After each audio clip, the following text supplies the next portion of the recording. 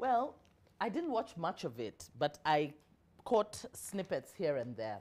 First of all, I'm not sure that we can really call it a vetting process because I don't think that they were really vetted, right? It's almost like a ticking the box exercise, you know, serious, fundamental. First of all, I think even the place where our parliamentarians, the vetting committee was coming from, it was, I mean, they didn't ask fundamental questions in relation, first of all, to the personalities and some of the issues around them, like serious issues.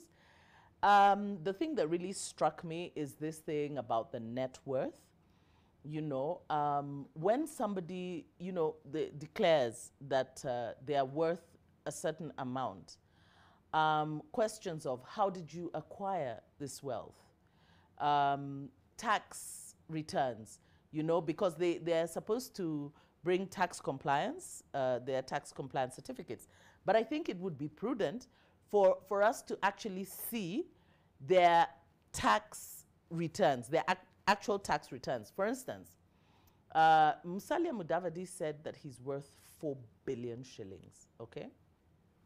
Now, that's quite a substantive amount. I know that as Kenyans, we have been, we've become, we actually don't understand these figures anymore.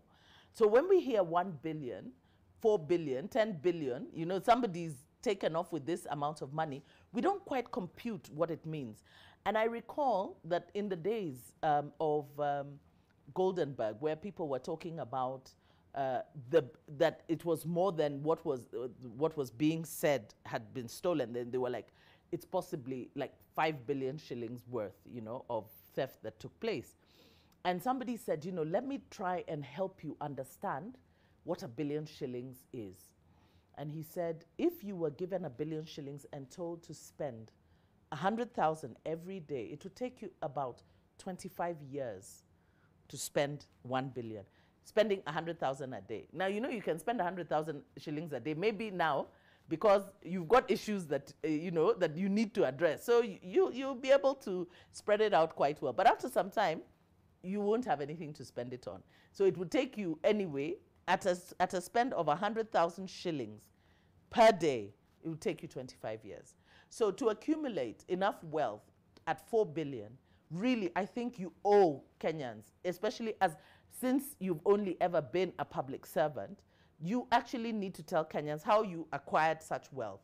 And this, for me, in fact, just listening, just looking at the worth of many of those who have only ever been public servants, we begin to understand the drive that many people have to go and be public servants, because it seems that that is the sure pathway to mega riches in Kenya. It's not by doing business. If somebody like Vimal Shah comes and tells us he's worth 4 billion, we can understand. We see his business ventures, the people that are employed, the products, what is produced by the company that he is head of.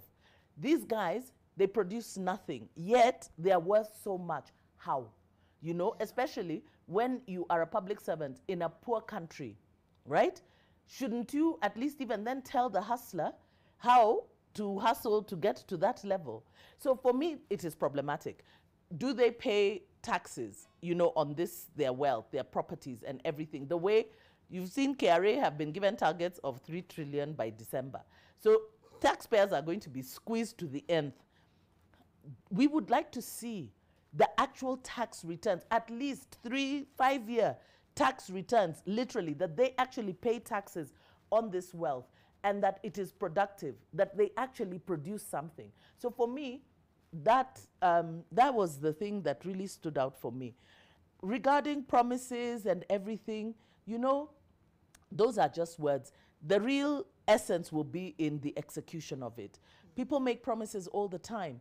People have lofty plans, but the execution of them is what we need to see. So, I mean, I think it's a given that all the nominees will be approved. That committee is not going to disprove anybody. They were just, you know, it was just an engagement. Maybe they were just collecting allowances. There was nothing meaningful there. It was not rigorous. This was not an interview. It was just a by the way, like ticking the box. So, and I think for me, it's problematic.